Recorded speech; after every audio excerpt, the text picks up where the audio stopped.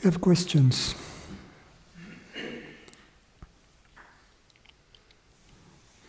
It's going to be quick. No, there is someone with stick.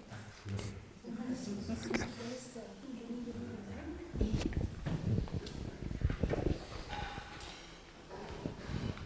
I have to switch it on, huh? I'm not sure it's on.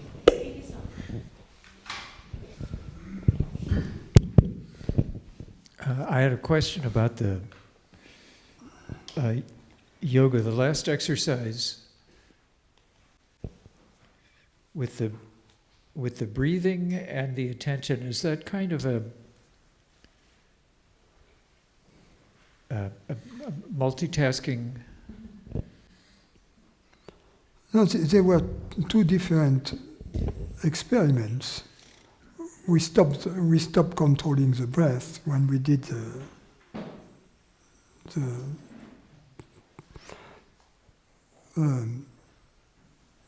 placing the attention on the interval or on the source of the perceptions. Yes, but the breathing with the left side and the right side. That's a different exercise. That's the one Yes. Is the intent behind that to kind of It's do about two things at once, sort of? Well, for instance, if I ask you, I don't know, we don't have one of Rupert's pots balls up there. If I ask you, breathe into this pot, can you in this bowl? Can you do it? If you try to understand intellectually what you're cooked, Right? because intellectually it doesn't mean anything. You see what I mean? Rationally it doesn't mean anything. But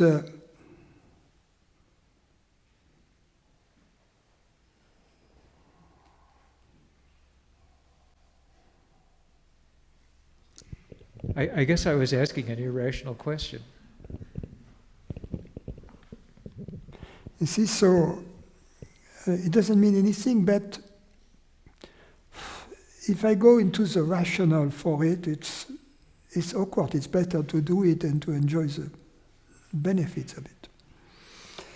But the rational about it is our identifying of consciousness with the breathing. So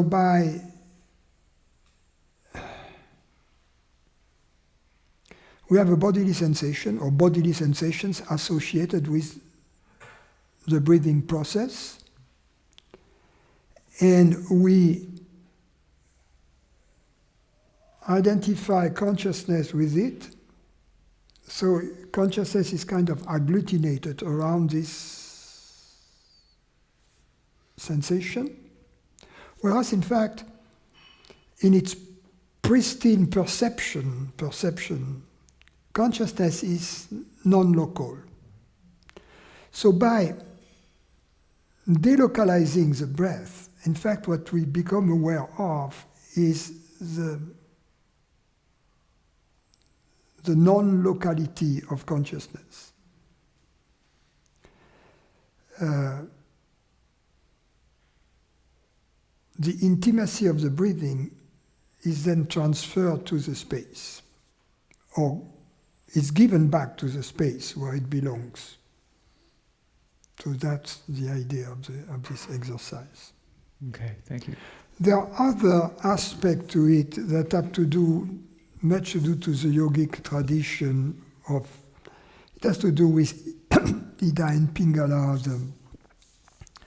the rajas and tamas and sattva, and the rebalancing of the. But in Ayurvedic medicine, for instance, an Ayurvedic doctor will ask you, do you breathe mostly with one nostril? Which is not a question a Western doctor is likely to ask you. But I'm not doing that in that purpose, although it may have some additional benefits. But it's mostly the disidentification of consciousness with the breath, and the liberation of the breath and the liberation of the body, to feel that it is the entire universe that breathes, which is in fact the truth. Because there is not a local breather. There is only the illusion that there is a local breather, just as there is only the illusion that there is a local perceiver or a local decider or a local doer, which we kind of looked at in the, I think today in the other exercise we did. Well, or experiment or observation, whatever we call it, noticing that we really don't choose the perceptions that arise, right, especially the bodily sensation or the external sense perception. But we realize also that it is the same with the thoughts. Although, as I said, the thoughts are definitely our thoughts. And we rightfully claim ownership of those. That's okay. But then we have to claim ownership of everything.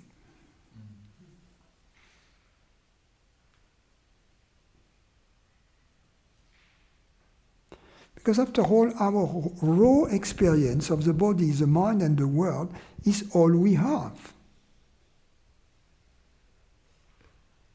Right? Yep. We don't have any other source of knowledge.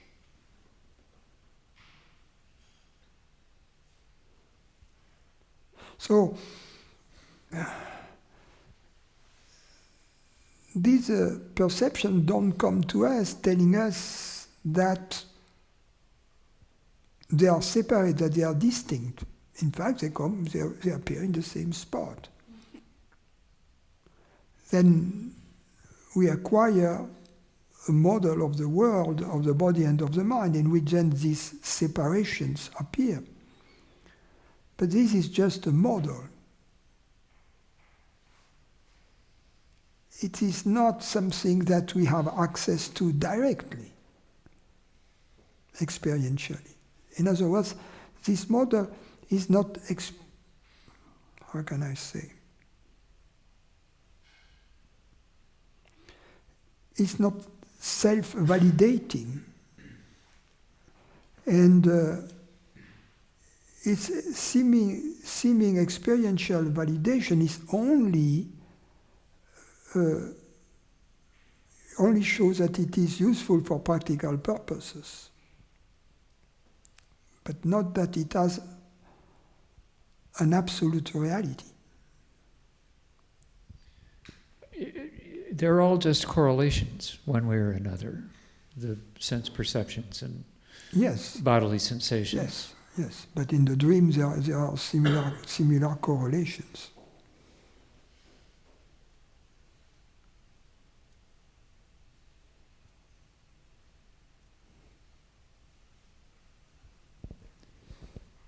Somewhat more tenuous correlations, perhaps.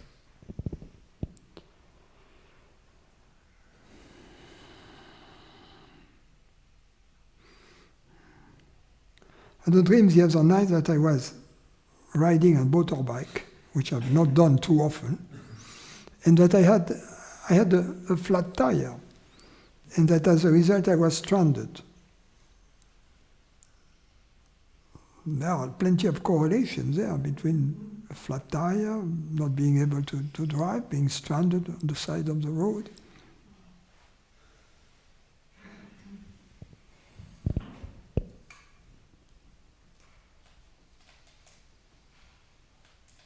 Well, when I said that, I was just thinking of correlations between dreams and waking. That was all I was thinking about.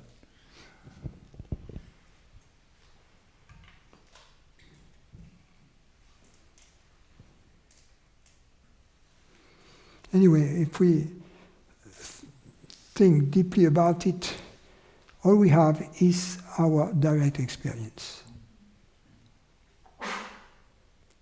That's all we have. And our direct experience doesn't tell us anything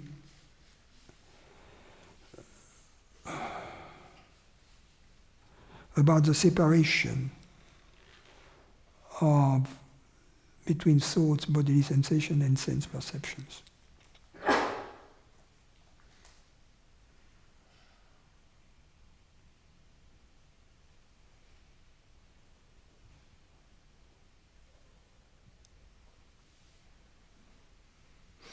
Case in point, in our dream we see things, we hear things. It turns out that they were only thoughts. Therefore, the separation between thoughts and sense perceptions that exists in the dream was an illusion, right? Because they were only thoughts.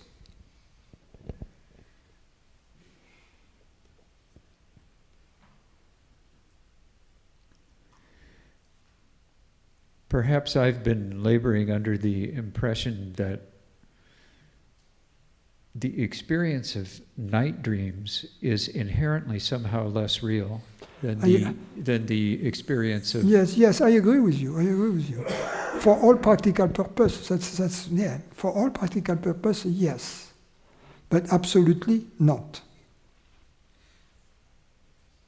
With regard to reality, they are both unreal. So, one is a squared unreality, right? Okay. The other one is unreality to the power 1, the other one to the power 2. And in your dream, if you dream that you dream, or in your dream, if you dream of a past event, it's a non-reality to the third power. Don't remember any of those, but we'll see what happens. But remember that in this algebra of unreality, A to the n equals A.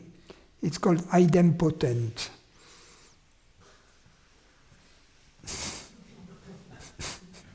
In other words, something which is unreal to the n power is simply unreal, right? Unreal, yeah. It's idempotency, I think, if I remember correctly. That's not a word I know. My group theory. But I'll look that one up. Thank you.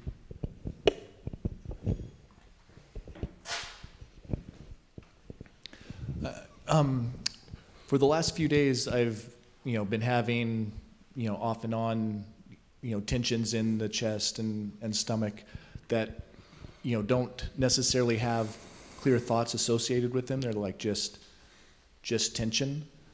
And then I noticed yesterday, like, something socially awkward happened, and then I later felt like I was tense because of that situation, but it was the exact same tension I had been feeling, without a story, which made me think, possibly, all, emotions, maybe they aren't caused by what I think they're caused by, but occasionally it seems really convincing that they are. Like, if there's a death of a loved one, it seems very much like the grief is caused by that. So I was hoping that you could, clarify the, if there is cause and effect between events and emotions. Of course, there is between events and emotions, of course. Okay. Emotions and feelings are all bodily sensations, in fact. Emotions, the difference in my book, what I call feeling is basically the sense of me in the body. So the sense of me in the body is very subtle. It's not like the emotion. It is almost constant, but in the twilight. And it's apparently innocuous. It's condoned by society, for instance. And whereas emotions such as anger, rage, aggression, etc., they are not gone down. The difference is that emotions are usually triggered by a thought of me, which in turn may have its source in the feeling of me. You see, so the feeling of me triggers a thought of me, which in turn triggers a big emotion. Emotions are of two kinds, of course, positive and negative emotion. The negative emotion shrinks the body, prepares the body for aggression and defense. Positive emotion relaxes the body and that the emotion we feel when we feel a relief. For instance, sighing may often be a release of tension. Right. So usually there will be the positive emotion will release tensions. And because we enjoy this release of tension, actually, we love to, for instance, to watch suspenseful movies. Right. Because we have this build-up of tension and the release. So we feel alive, we enjoy the movement. Why? Because the movement that we enjoy reminds us that we are the motionless enjoyer of the movement, of the emotions. Not so with the negative emotions.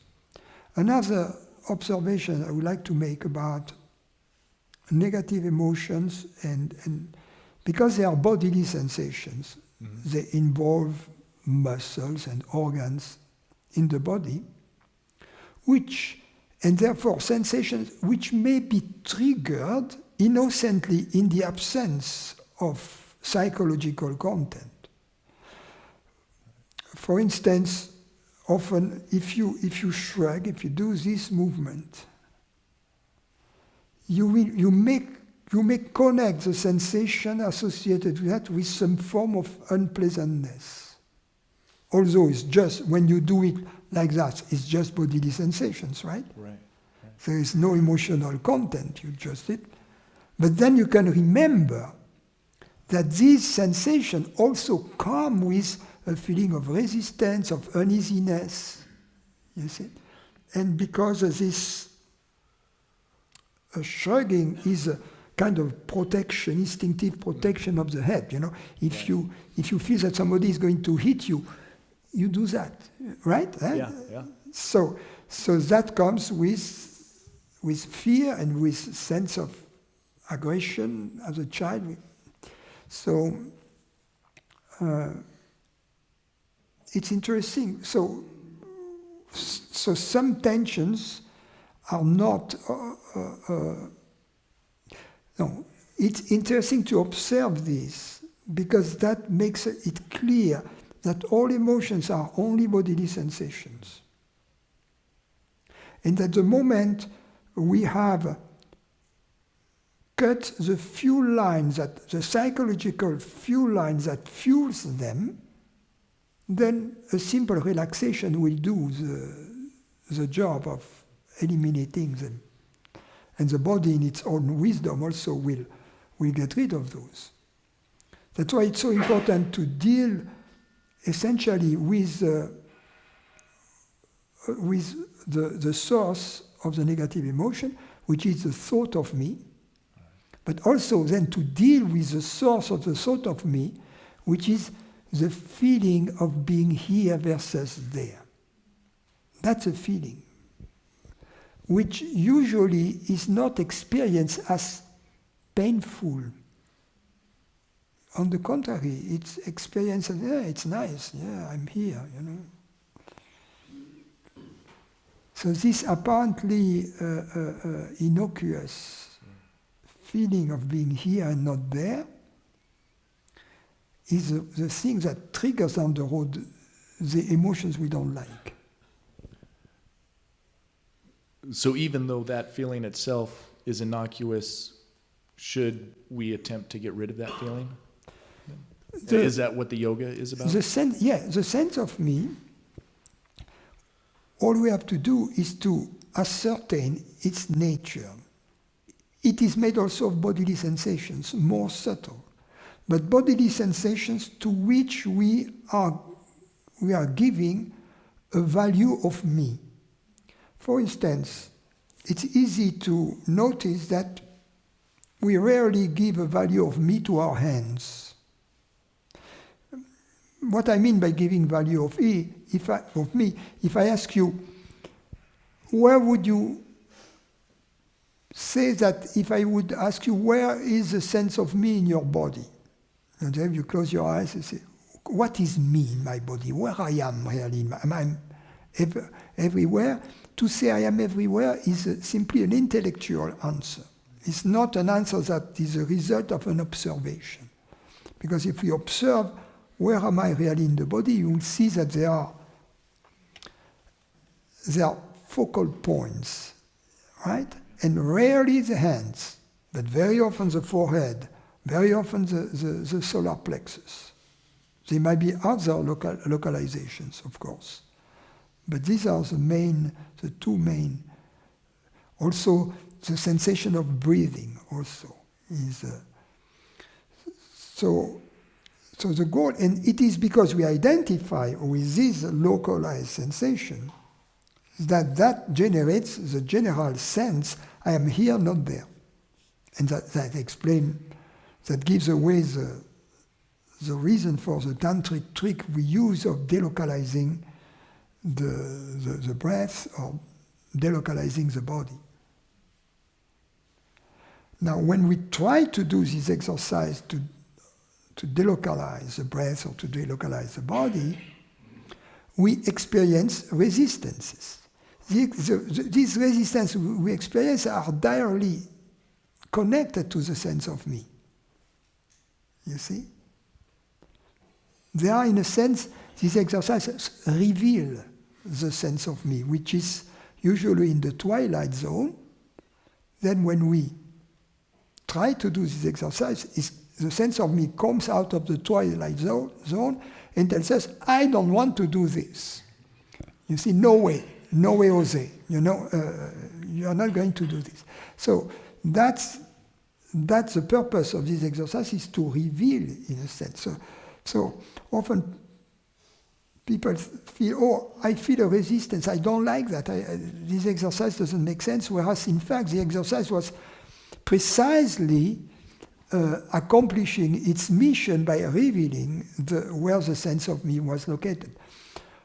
Another type of exercise like that is when we move the head, for instance, and when I say, you are not moving, you see. So if when we move the head, we feel I am moving, and if when we move the little finger, the first finger, we feel I am not moving, there is something weird there, right? Yes. It's only because we don't identify with the hand, but we identify with the head. So by trying to have, as we move the head, the same impression as the one we have when we move the hand, understanding on the rational level that there is no reason whatsoever why it should be essentially different, right, then we will delocalize from the head, we will disidentify from the head and then restore the non-locality of consciousness. So, in a way, in the yoga, when it feels like you're failing, that means it's working. In a sense, yes. Because then you can notice that all these resistances that arise, they are. Then the next question is, what is this resistance made of? Because the first thing is a feeling, I don't want that. Right. But that implies a lack of observation. Because if we observe the feeling in question, we notice that in fact it's bodily sensation. The only difference usually is that it will involve organs that are deeper in the body, because it's a more entrenched layer of sensations. For instance, it will involve the esophagus, area that we are not familiar with usually. You see, if we ask someone, can you feel your esophagus? Well, if you drink something too hot, you will feel your esophagus. Right. You see what I mean? So in fact, we have nerves there that enables us to feel these organs in the body. And often we feel tension there because there are muscles there. Yeah. Thank you. Thank you.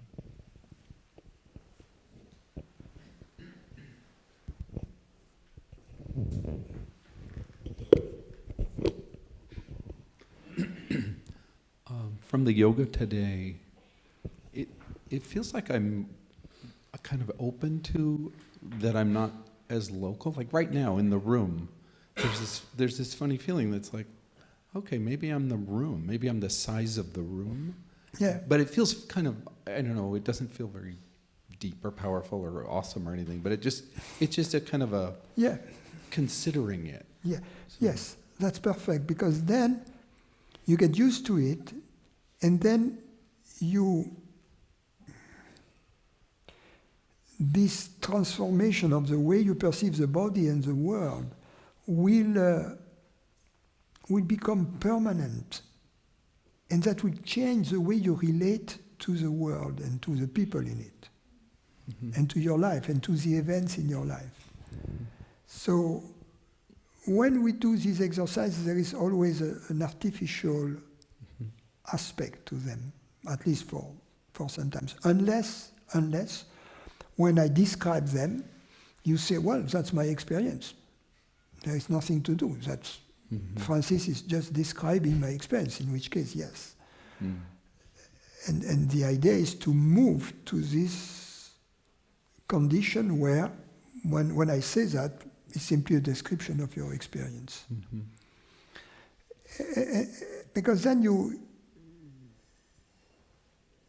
if someone comes to you, already it's in you. It's you. It's part of your body.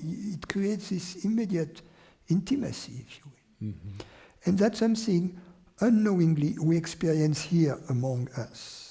Every day we experience this among us. Why would you explain otherwise this mysterious connection that we have of friendship of people we are meeting for the first time?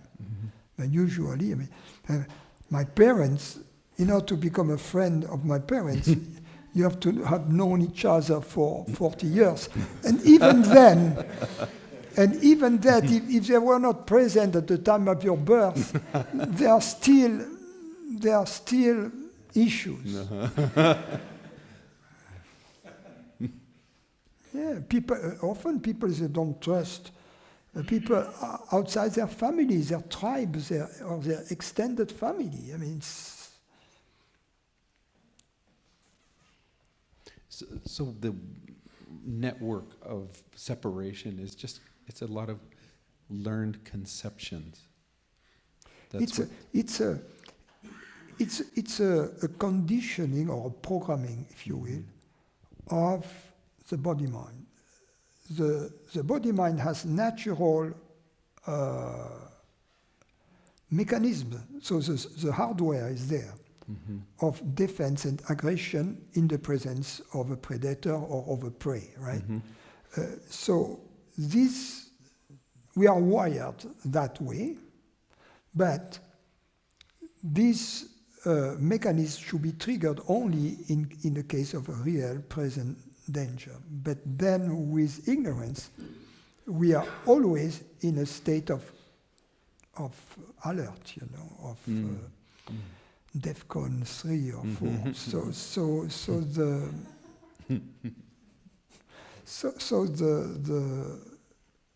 These mechanisms are triggered for no good reason, and they are triggered in a quasi-permanent, chronic fashion.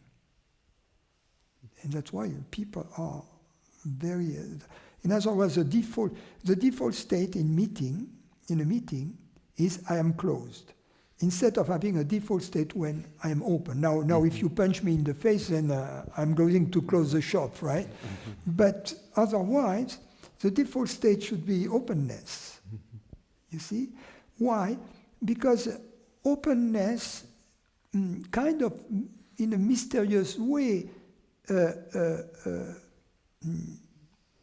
give to the other parties a desire to be open. Because they don't feel threatened. So that's the best way to initiate social interactions, right? Openness.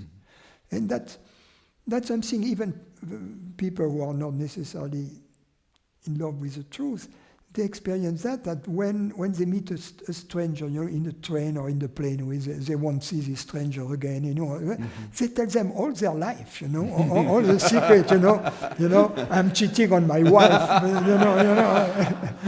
and who cares, I won't see the same person again.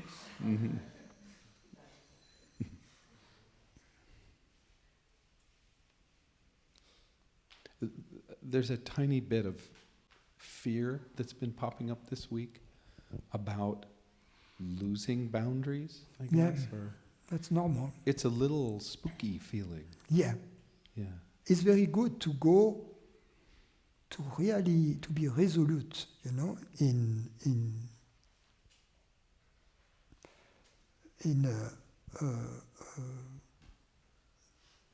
telling this feeling up yours. I'm going to keep doing whatever I am doing. You see, to see what happens. Sometimes the feeling will subside. In other cases, it will grow, and then collapse. Okay, resolute. Thank you. Yeah. We shouldn't be afraid of our fears. As someone Thank you. famous once said.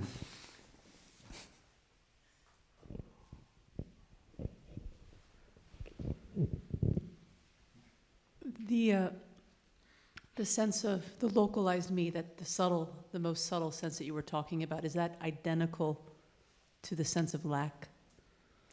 Yes, if you investigate it, you'll see that yes. Okay. There is a deep connection. Okay. But if I tell it to you, I give away the shop. Oh. You need to do some homework. Okay, I will. I have another question, actually.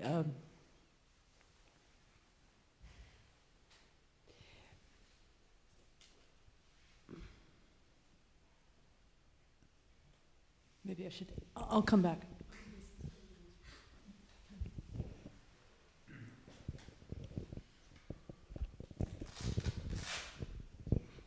You were talking to Rob earlier about the emotional impact of kind of bodily position. And one thing that seems to be really important for me The emotional impact of a bodily position? Yeah, like you were saying that if you shrug and then it has an emotional impact. Yeah, it doesn't have an emotional impact. It has, you observe bodily sensations associated and triggered by, associated with and triggered by this position. But then you notice that they are identical with something that under different circumstances you would call emotion or resistance, a feeling of unpleasantness, for instance. Right. So it's a sensation that's triggered, and the interpretation in other times has been an emotion. Yeah. Okay. Because what comes up for me often is the position of the spine seems to trigger sensations that it seems to impact the way I relate to the world. And we did a little bit of stuff with that. And for instance, in the past, if I've done an experiment with just really standing up straight, it changes things, but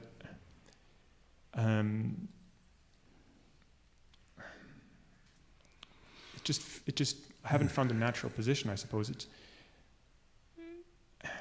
I think it has to do with different yogas and stuff like that, but is there like a wisdom of the body just to relax and, yeah. Yes, there is there is a lot to say about that. Because the spine is the main pillar of the body, and which is the pillar which is close also to the most vital organs of the body, it is affected by emotions, because it is affected by this mechanism of fear and desire. And so if you, for instance, the victim traditionally is like this. Now,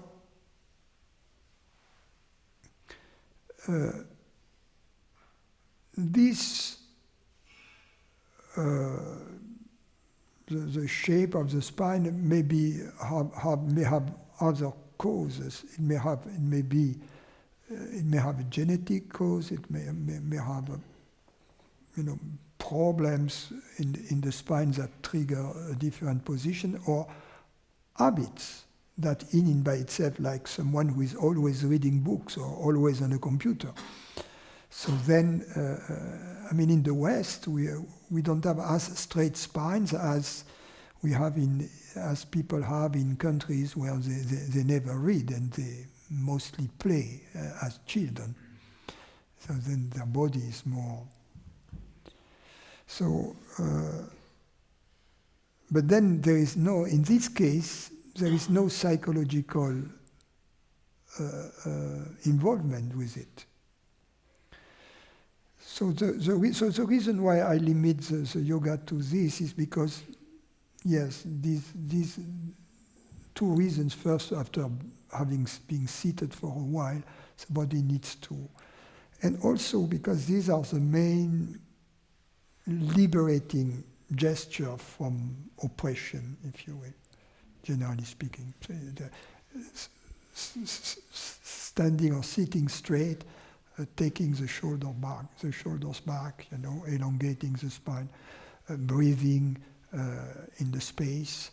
These are the main issue you deal with in yoga when you deal it with a perspective of liberation from identification. So is it worth experimenting with kind of how to stand, or is it better to just do what we do here and let it go? If it has an impact. You can using the same principle, you can do more yoga exercises, more postures, if you feel inclined to do so. The point is that it's important to release the sensations to the space, because that's the essence of it. To seek the transparency of the experience of the body, to seek this blending of the body with the space that surrounds it. So that's the main thing. But then you can seek this blending while the body is doing all kinds of various postures, exercises, etc. Here I give the essence of it. I don't do too many postures so that people don't live with the impression that the yoga is in the asana or in the exercise. It's not about which asana you do, it's about how you do the asana. You see, that's very important to understand. Otherwise you miss the mark. Sorry, can you say that again? If you missed the mark, if it's about the asana instead of the transparency? Yes. Right. Yes. Yeah, because that's what I've noticed in this experiment. It's not really about ultimately any asana will do. You see, ultimately. Any asana, and the body is always in some asana, right? So ultimately any asana will do. Now, some asanas are more specific to reveal some hidden contractions, some hidden psychological knots. And that's why in the choice of exercise I do, I underline, I emphasize all these exercises around the spine. But they should be done we should be careful, because I have some lower back problems. I'm not sure they are not yoga related, because I have done a lot in my early stages. And if we do too much, even if we feel that we limit ourselves to gentle stretches, we may push the envelope a little too far, especially when we combine bending and twisting of the spine. We have to be careful not to twist too vigorously. And yogas that are not about transparency should really, you just think they should be dropped, or? Well, they may. It depends what the goal is. They may still have a goal for health purposes and also for fitness, such as maintaining the range of motion of the various parts of the body. That's something we don't do too much with these exercises. So I recommend fitness, you know. I recommend strenuous exercise. I recommend some sport, non-violent, but strenuous exercise, some cardio and some resistance training. All of that is good. You can have that with some forms of yoga, or you can do it at the gym or in your bedroom. Just as I would recommend a diet which is natural, which is possibly vegetarian, and which with a lot of raw food, a lot of vegetables and fruit. But that's nothing new, you know. It's been known for some time that diet is important. I will stay away from this new diets that tells you to eat a lot of butter and meat. I'm not sure that's very healthy. Just finally, I'm sorry to keep harping on it, but it's just, I can't seem to get a clear answer in myself about whether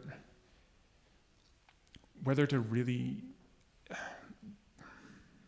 kind of keep the spine straight. And I think it's very powerful for me, but it might just be something that I need to let go. I mean, the other day you said be nobody, you know, and when I do that, it's not really nobody.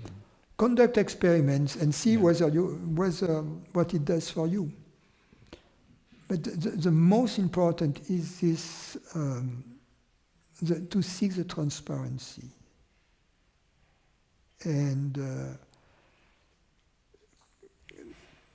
regarding the spine, to be able to sit with the spine reasonably straight, not like, you know, in the Marine Corps, no, not this type of, no. But reasonably straight, but very relaxed, so that you feel that there is a minimum energy used to maintain the posture, that you have to be very minimalist. And you will see that over time the posture is going to evolve, and each of us has this posture, a sitting posture, adapted to the body finds its natural sitting posture. But to be able to sit on the floor, for instance, with the spine straight, more or less, but well balanced without effort. You will notice that if there is too much flexion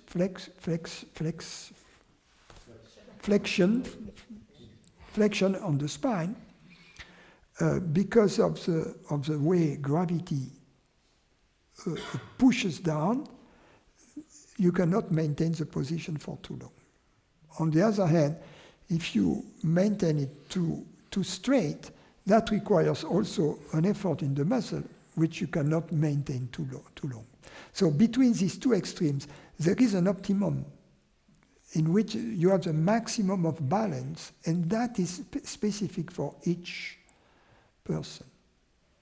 But in doing that, in order to reach that, the beauty is that in order to reach that, you have to get rid of tensions that are of a psychological nature. You see, in the way day after day, or not noticing it. Over a period of time, you will notice changes, and you will notice that you can sit more comfortably and with this sense of being everywhere. That's a very important thing. Balance, naturally, effortless, transparent, being everywhere. In the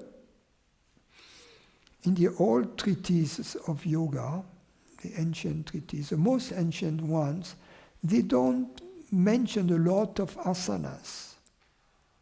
Perhaps the Hatha Yoga Pradipika is one with has larger quantities of asanas, but others, such as the Shiva Samhita, basically the asanas are the sitting postures, Siddhasana, Paspasana, they are just the sitting posture, because John Klein used to say that all the other asanas are preparatory for these sitting postures.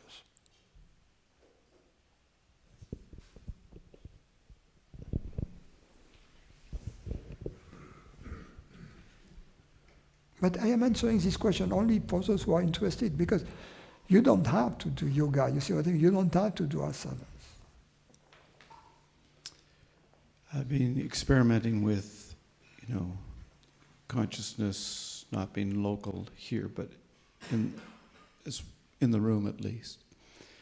And then earlier tonight you talked about that really all we have is our direct experience. We don't actually know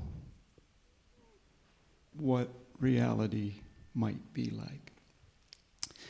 And I realized that in this experiment with consciousness, I was still thinking, okay, consciousness is non-local, but it's still a relationship between consciousnesses noticing what's real. And when you said the thing about, well, we never really, that kind of collapsed, because consciousness is knowing consciousness, because that's, and with that, for some reason, there came an enormous sense of freedom. And I can't understand why, and I'm just kind of checking this, it's like, it's out of my control, and suddenly everything's spontaneous. And freedom took on a new, a connotation that I'd never, yes, surprising connotation. You see, there is bad news and there is good news. And the bad news is that we realize I cannot be certain about nothing. I cannot be certain about anything.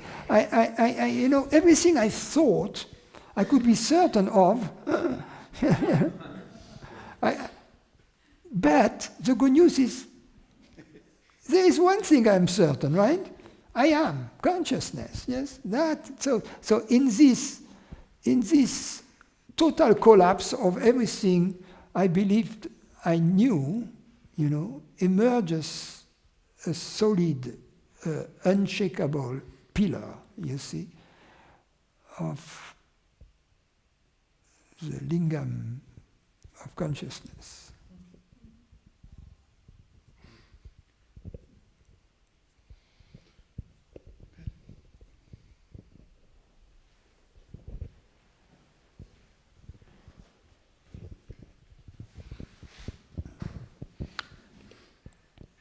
I can see that I'm loving this coming from this place of not knowing, but there's still like a kind of a habit that wants to have control or security, and it's coming with a bodily sensation.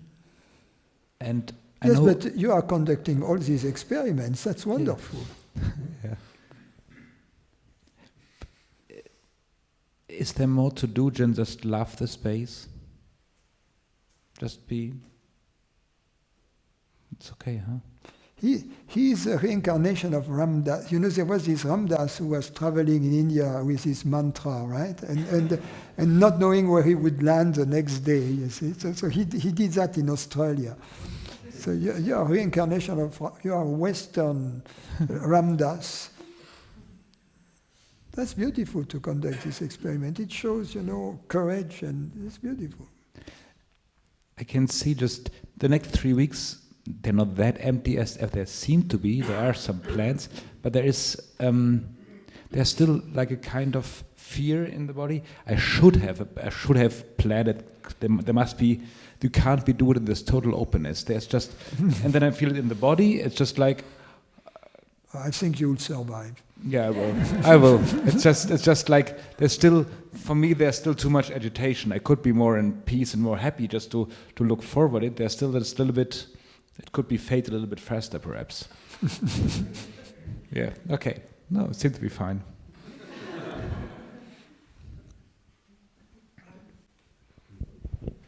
But it's beautiful because it's a very experiential way to go to the truth. I mean, and especially because you do it because you want to do it, you know. I love it a lot, but I also fear that. You have to be young to do that, so you're young enough, because then the perspective of not knowing in which kind of bed you are going to spend the night, you know, and stay awake all day, all night because your back hurts. You have to do that you're young enough. That's good. Hi, Francis. So I wanted to check something with you regarding my question yesterday. One perspective that I was experientially trying to conduct an experiment, which was, if I am the openness and I'm okay, I was playing with the magnitude of the fear a little bit, which is just noticing that the majority of me, like, is okay. So just noticing the fear seems enough, because earlier yesterday I was saying, oh, the amplitude of the fear is so much that it takes all the attention, but I was failing to see perhaps the okayness of the majority of me, which is consciousness. Is that a good way to look at it? Yeah, that can give you the courage to face the fear. I mean, yeah. What I mean by face the fear is to allow for the fear to tell you where it comes from, what is the origin. You see, to be interested in the fear as a zoologist being interested in a wild animal, you know.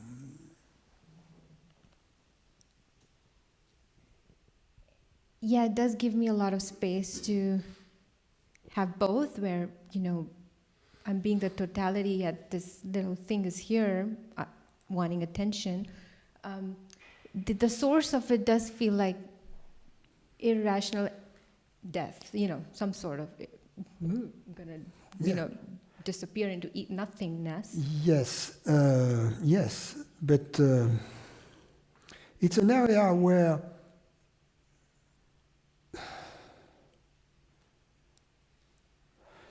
you cannot go using reason, because it's irrational. So reason is useless to deal with irrational feelings, as we know. You know, try to reason someone who is irrational. It's not a good way, you know. And we can apply that to ourselves. I mean, reason can tell you before you go for the journey, well, I'm not going to die if I go to the end of my fear. I'm going to conduct the experiment. But while conducting the experiment, you cannot enter a reasonable dialogue with your fear. Your fear is not going to allow for that. But you can let the fear reveal itself completely, up to its very, very source. And the way to do that is, although the fear, if you go into the fear, if you allow to tell the fear, okay, take me if you want. They say, take me, kill me. The fear cannot kill you, you see, so that's the beauty of it. So you can surrender completely to the fear. The moment you try to manage the fear, you're on the wrong path, because then you are a person trying to control. Yeah. You have to accept to completely lose control and surrender completely to the fear. Yeah, that last piece, I feel like it took years to understand that, because always there was subtle manipulation, and finally, when you finally say, yeah, take me, it self-dissolves. Yeah. It was nothing to begin with. Exactly. Yeah.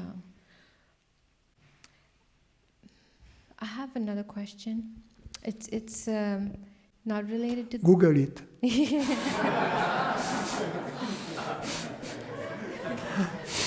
It's a private joke. She works for Google, so... I've been always very... This is regarding food addictions. What? Food addictions. Like,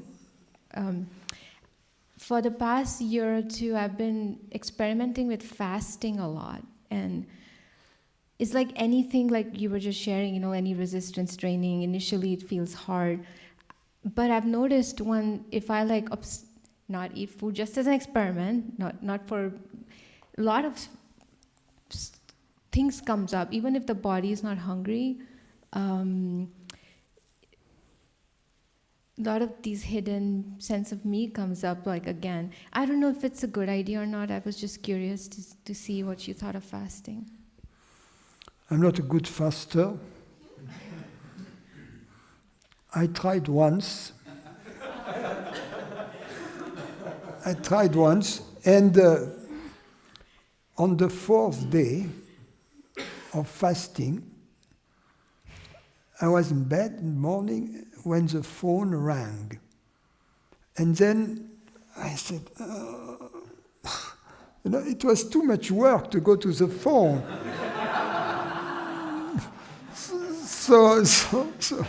So I said, okay, that's enough, because I was working at the time, So if I'm already lazy to walk across the room to pick up the phone. But you were on day 4? On day 4, yeah. Oh. Only water, right? Yeah. Day 4, only water. That was tough. Yeah. But some people, they seem to fast very easily. Good for them. I don't know what it does. I'm not an expert on this thing. I've heard that, the animals in nature, they have to fast. I guess the cavemen, they had to fast. So it must be healthy, because we are designed for periods of fasting. But then I guess we are designed for period of fasting and period of, like the bear, I think that's fine. Yeah, that's fair. But then maybe I'll ask this differently. I often wonder about, food as because when you're enjoying yourself, like here, you just love eating, and I guess I always gain weight during retreats, and I do my best not to. And I ask, to have a food with no fat added to it, because the sauces, they are delicious, but they are high in calorie. So yes, the same thing happens to me, and I have a sweet tooth in addition to that. So I'm confessing all my sins. Okay, yeah, fine. I was just thinking this. It helps me to say it out loud too. But I struggle with it. It's celebration. It's celebration. But But this is, the retreat is an example, but I feel like with many things like that, certainly things that I enjoy, be it food and other activities, sometimes you hit that point where it's like, ooh, is it too much? And food is an example, but am I having too much fun? And here it means fat, but in other scenarios it could be anything, with going out. Remind me a story. We were having a breakfast, my teacher, and there was this close disciple, a lady, close disciple, and I guess she was kind of looking at something sweet on the table, and then she asked Jean the question, "What do you think about eating sugar?" And so Jean, I guess, got what she was driving at. And he took his hair doctor voice, and says that intrinsically, sugar has a property to increase desire. So, I don't know where he got that from. So, for those who are not in love with truth, it increases the desire for objects, which is not good. But for those who are in love with truth, it increases the desire for the absolute. And then I could see the face of the lady, opening, smiling, and she went on.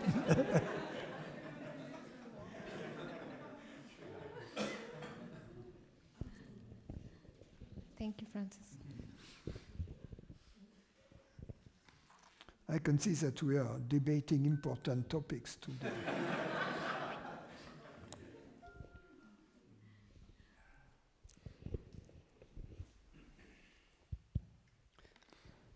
Okay. Francis? Question? Yep. Yes. Yes. Oh, yes. Welcome back. Thank you. On the theme of when we find ourselves plagued by misery, it's ultimately because we are enjoying it. Yes. I've been hearing this theme a lot, and I'm tuned in. It's not that we are enjoying it. It's we are enjoying being a separate person more than we despise whatever we are dealing with. Yes, the consequence of it. Loving being a separate person as distinct from loving the suffering, is there a difference? Well, yes, we love. It's like going back to the story about the sugar. We may love the sugar and hate gaining weight. Which love comes first, the love of the separateness or the love of the suffering? The love for the separateness is like loving the sugar. Hating the consequence of the separateness, you see what I mean? I was going to ask that, and I haven't actually seen this in myself yet, I'm just taking a wild guess that I must be loving some of the suffering that I've been trying to, or the separateness. Because the reason is this, because you can verify for yourself every time you suffer psychologically for attachment, fear, desire. It's this suffering, this misery wouldn't be there unless you believe to be a separate consciousness. And then when you look at why do I believe to be a separate consciousness, you will find no valid reason. Therefore, this belief is the exercise of your freedom. It's a gratuitous belief. In other words, you choose to believe to be a separate person, you choose to believe to be a woman, to believe to be a man. We choose that, and then we have to suffer the consequences. It's like we eat the sugar, we gain weight. Simple. If there's a love of being separate, to be a person, to be this person, to have this, to be attached to this, oh, I believe that. I strongly believe that. It is my opinion that, yeah. Jesus came to redeem our sins, suffer on the cross. I believe that. I believe everything in the Bible is true. Every word in the Quran is true. Is the hand of God wrote it. I believe that. And Show me the video when God wrote it. the antidote to that, is it always one thing? What? I'm asking you what that is. I mean, I don't know if you're being stuck in love like that is kind of like being the monkey with the hand in the jar holding the banana. You can't. Yeah, that's right? a very good example. So how do you let go? The ignorance is a monkey we are in this position. Yeah. But you can't ignorance. ever make a monkey let go. It can last forever. Get out. We suffer. We suffer because we are prisoner, and we are prisoner because we want to grasp this being separated. That's a cookie in the jar.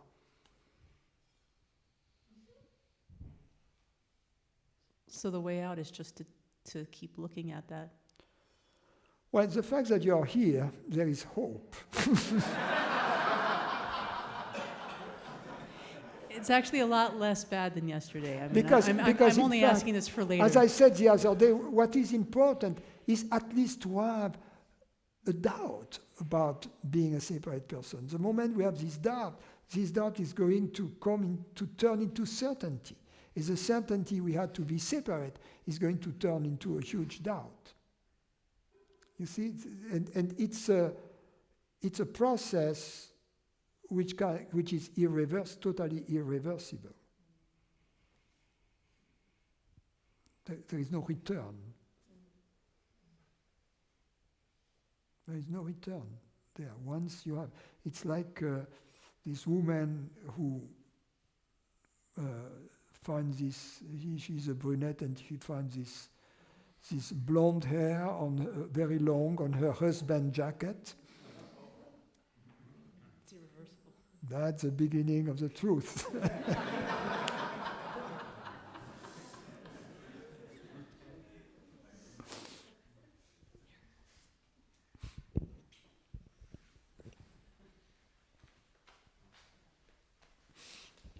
Yeah, Francis, similar to what Hugh and Rob was their question, and by no means do I want to open a can of worms, but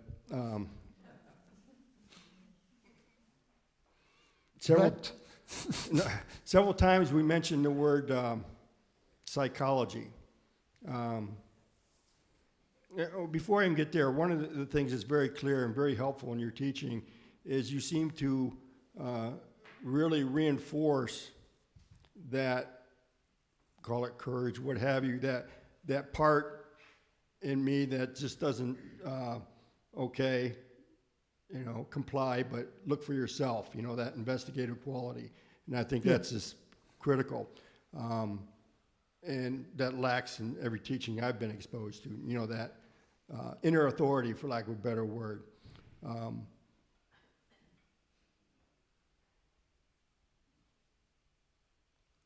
When I look at,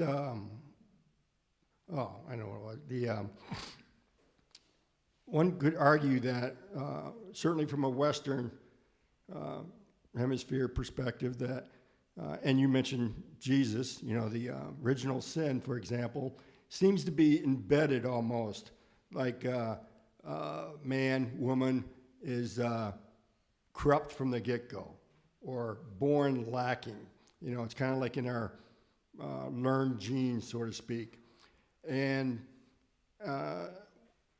what are your views like in terms of psychology? And I don't mean the use of drugs and chemicals and all that. Obviously, I think has a role, but it seems that science, psychology, to be effective is very much what you're describing here. It's just that inner authority and that real looking, investigating by turning it into more opera or more story or more. Do you have any thoughts on that at all. It's a big, as you said, it's a Pandora box. Yeah. But yes, first, psychology as a science is a very,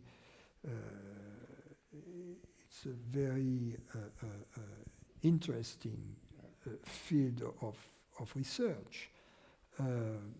Especially, all as an experimental science, all behavioral science. I mean, the discoveries of Pavlov,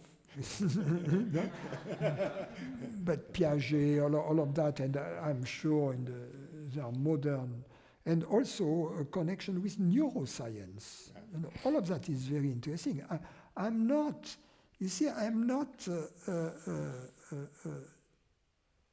saying that science is not valid. I love science. I mean, psychology is not my field of training, but so there is a role for that. There is a place for that, and it's a tool. It can be used to sell cars. Always the nice-looking ladies next to the big truck. That's obviously comes from. So it has its use, it has its misuses, but there is a very clear point. It's in terms of happiness and inner peace. And that's regarding psychotherapy, which is only a part of psychology as a science. It's applied psychology to do what? So, to do what? It cannot claim to bring about happiness, which is it may resolve some issues. It may help one to become more adapted to society, for instance, by shifting around the furniture in the room of the mind, if you will. So you can be a little more comfortable in the room if the room is made very uncomfortable with a huge amount of furniture in it. So by stacking up the furniture in one corner, you may manage in the room some living space, right? But nothing compares to being able to throw the furniture out and give it to the Salvation Army. You see, because that requires to be able to go out of the mind. And most psychology, I mean, of course, transpersonal psychologies are aspects of or currents in psychology that do that. So that's a different story. But traditional psychology doesn't envision anything beyond the mind. Yeah. And therefore, happiness cannot be the goal. They may help you quit smoking. They may help you with some dependencies. They may change some behavioral habits. And that's already very useful, right? Yeah. But in terms of happiness, there will always be something missing, because they are not going to help you, for instance, deal with absolute disappearance, with the sense of doom that comes with the territory of being a separate and mortal human being. They cannot help you with that, because their very hypothesis is that you are such a doomed creature whose destiny can only be tragic and whose consciousness is very much dependent on this doomed body. So as a result, they are not going to liberate you from that. I had this friend, he's a psychiatrist, and he was telling me that it would even be, from his vantage point, and in many cases, unethical for a psychotherapist to say that the goal of psychotherapy is happiness. And I think that he was telling me that is even prohibited by the professional rules of ethics.